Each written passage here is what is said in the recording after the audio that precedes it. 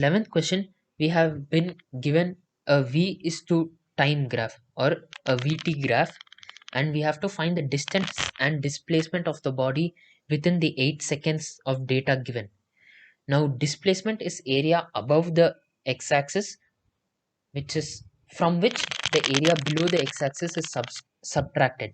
So we have 2 into 4 plus this value subtracted by 2 into minus 2. So we have 4 into 2 2 times and minus 2 into 2. So we get 12 meters, and the distance is the area under the speed time graph, which means that we have to consider even these values as positive. So we get 4 into 2 plus 4 into 2 plus 2 into 2, and that gives us a total of 20. In the 12th question, we have been given the displacement time graph for two bodies in 1D motion as shown. One has a parabolic graph and the other is a straight line. Now we have to find the relative velocity or the distance between the two bodies to get one of the options as correct. Now we know that at t equal to 0, velocity of b is greater than velocity of a because it covers more distance in lesser time. Whereas at t equal to t1, the velocity of b equal to 0 because that is when the tangent to the graph or the slope of the graph becomes horizontal. At t equal to t2, the graph starts descending, which means that the body is having negative velocity. So vb is less than 0 or velocity b is less than 0. Now in the 13th question, a ball is thrown vertically upwards from level ground and is observed at 2 points height h above ground within a time of t, lowercase t. We have to find the initial velocity of the ball. Now capital T in all these cases is the total time of flight of the ball. That is the time it takes to reach to the highest point and come back. Using the second equation of motion, we get h equal to ut minus half gt square, and t we can substitute as capital T plus small t in both the cases. So when we solve this equation, we get t equal to 2u minus gt divided by 2g. Now we substitute the value of capital T in equation 1. So we get h equal to 4u square minus g square t square by 8g. When we take the 8g to the LHS, we get 8gh equal to 4u square minus g square t square. When we take the 4u square to the LHS and when we take the g square t square to the LHS and when we take under root on both sides, we get u square or u equal to under root of 1 by 4 times 8gh plus g square t square, which becomes equal to half root gh plus g square t square, which gives us the answer as option C. The 14th question is, a projectile has the equation y equal to px minus qx square, where the horizontal and vertical directions are positive x and y axis. We have to find the expression for time of flight. Now the general formula for the equation of projectile is y equal to x tan theta minus g divided by 2u square cos square theta x square.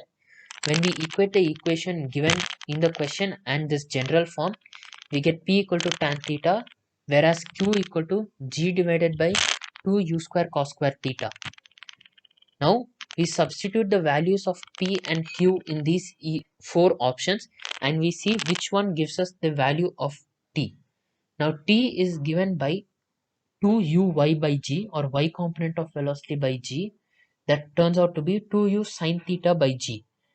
Now when we solve the option B, we can see that the cos theta gets cancelled from p and under root of q and we get 2u sine theta by g, which gives us t. So the correct option is B. In the 15th question, we have another projectile in which it is thrown from a height h with velocity u.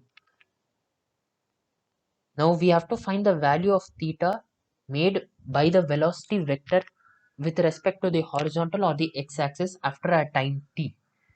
Now velocity of the body is given as under root of u square plus g square t square, where g square t square is the value of vx whole square. So we get the x component of velocity equal to gt, and when we divide the x component by the y component, we get tan beta, where beta is the angle which the velocity makes with the horizontal. Tan beta is gt by u, so beta is tan inverse of gt by u, which is the second option. In the 16th question, we again have a projectile which is in the form of a bullet. It is fired with a velocity v from a gun at height h from the ground. Now you can directly use the formula T equal to under root 2h by g, and we get T is directly proportional to root h, or you could apply the second equation of motion h equal to half gt square, which relates to projectiles. U component, the x component of u is 0, which is why we have no ut value in this equation. Then when we take the half g to the LHS, we get 2h by g, and square root of that gives us the time. In the 17th question, we have another projectile thrown from height h with velocity u. We need to find the horizontal component of velocity. Now g acts along the y-axis, so it does not have an x component, which is why there is no change in the x component of velocity any point in the projectile unless specified in the question. Thus, the Vx equal to initial velocity x component, or ux, so we get Vx equal to u. Now we must note that the body is thrown horizontally, which means the initial velocity is the value of x component and there is no y component. The 18th question states that two stones are projected horizontally from top of a building at 20 meters per second and 40 meters per second. Now the formula for time is root 2h by g, which means that it has no relation with the velocity of the projectile but has a relation only with the height.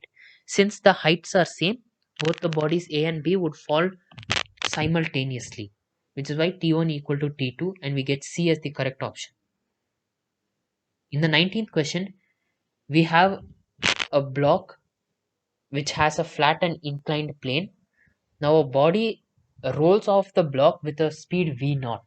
We have to find the minimum angle beta so that the particle does not hit the incline. Now when we notice the triangle formed by the block and the inclined plane, we notice that h divided by the base equal to tan beta, or in other words, we get r equal to h by tan beta.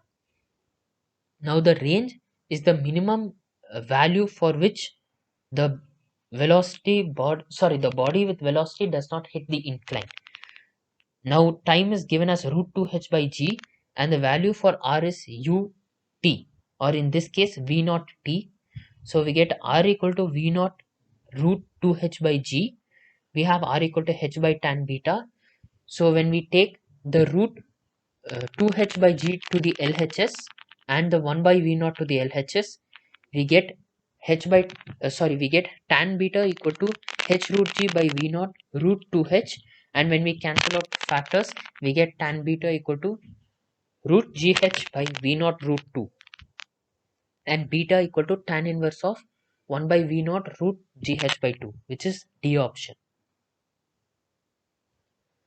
Now in the 20th question, we have the ranges of two projectiles with same initial velocity but different angles. Since the ranges and initial velocities are same, we can consider them as r. We have been given the ratio of the h max, or the maximum height, as 1:3. Now we can equate this. h1 by h2 equal to u square sine square theta 1 by 2g into u square divided by u square cos square theta 2 by 2g, because the formula for h max is u square by 2g. Now tan square theta 1 is the ratios of h max, which we get as 1 by 3. Theta 1 is 1 by root 3, so we get theta 1 as 30 degrees. And when we put the value of theta 1 for r in u square sine 2 theta 1 by g, we get the value of r as root 3 u square by 2g.